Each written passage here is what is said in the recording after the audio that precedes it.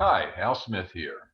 Welcome to our mini lesson on difference among seats. This is one of the critical areas that we think everybody should be aware of before they jump into the deep end and start learning about different conventions. Let's jump into this. What does the seat that you're sitting in, why does it make a difference? Well, let's start at the very beginning. You're the dealer. You've dealt the cards. You're the person that's going to make the opening bid.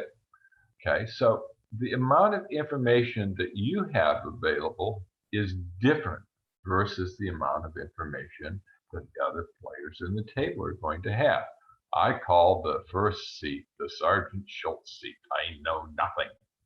Okay, and why is that? It's the only thing that you know is what you can see in your hand. You've got your 13 cards. You can see how many points you've got, how many cards you've got in each suit.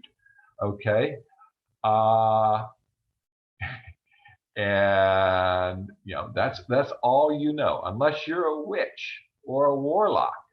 Okay, you're not going to be able to read the opponent's minds and know what they have. So you have to make your bid on that limited amount of information that's available.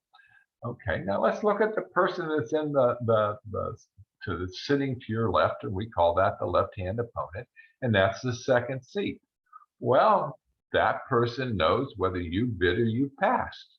Okay, if you passed, he or she knows that you've got less than 13 starting points that you could not preempt, so you don't have any long suit. So that's really quite a bit of information as compared to the first seat. Okay, and then you also know that if that first seat opens, that and everybody at the table knows a lot more, by the way, because you're in essence announcing what your bids are going to be.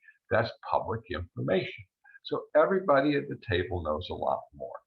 Okay, if they bid one no trump, they know they've got 15 to 17 high card points, 2+ cards in every suit, probably 2 to 4 hearts and 2 to 4 spades. If they open something else, because you have an idea, you understand what that bid means, you're going to know a lot more about their hands. You could start piecing together the information. Now, the same is true of the third seat. The person in the third seat has knowledge about what the person in the first and the second seat has. Okay, and so you've got the basic same types of information that's available. So now you know if the first and second seat passed, that the points are probably pretty well equally distributed among the hands, and you can be a little bit more aggressive. So it changes the structure of what the bidding is going to be and what the bids means. Not greatly, but slightly, so that you can be a little bit more aggressive. That's why there's a technique called in third seat. In essence, can open light by as much as a king. So instead of 13, it's 10. But this is something that you'll start to use when you get experience in playing the game. Okay, now the as you become more experienced, you will learn the bidding systems of third and fourth. Third seat compared to first and second seat is different, okay? Because now you know your partner doesn't have 13 points. You know the maximum would have 11, 0 to 11. So now you alter your style and what you're going to do based upon the number of potential points that they can potentially have. Now, if you only have 13 points, you're pretty sure you don't have enough points per game. So it changes what you can do, when, and how.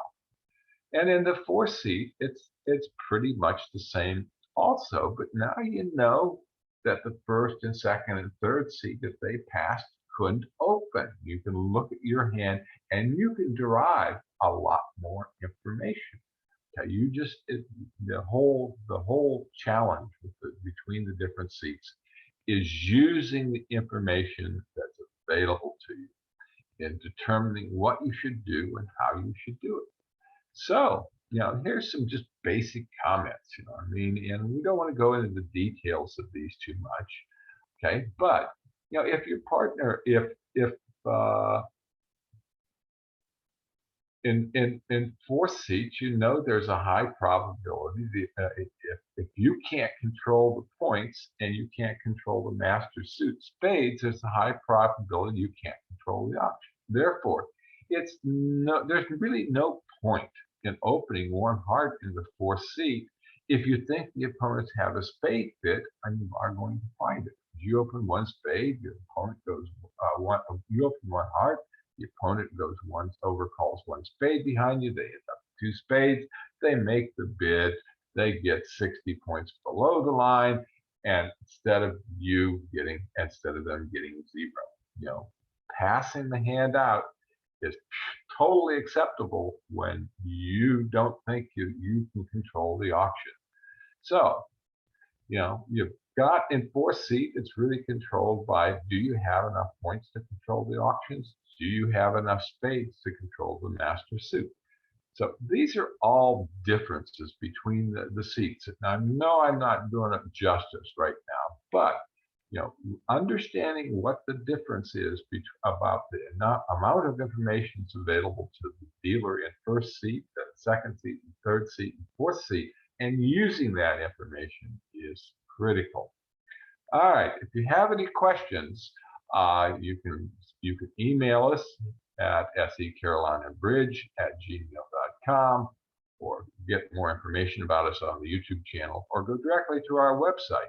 Now, this information is also in the description of this video on the YouTube website. So you can just go there and you can click on one of these links, and you'll be able to get in contact with us and or get more information. So thank you very much for attending today's mini lesson, and we hope it helps you.